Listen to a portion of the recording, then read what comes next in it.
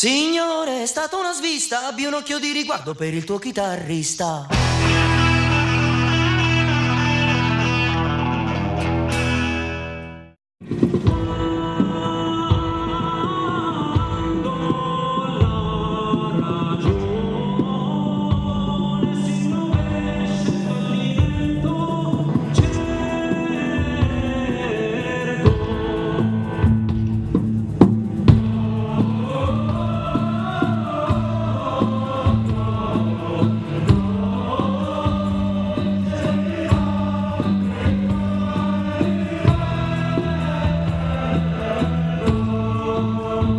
Perché la musica deve circolare, la musica bella come io credo che la mia musica sia, perché è ricchissima,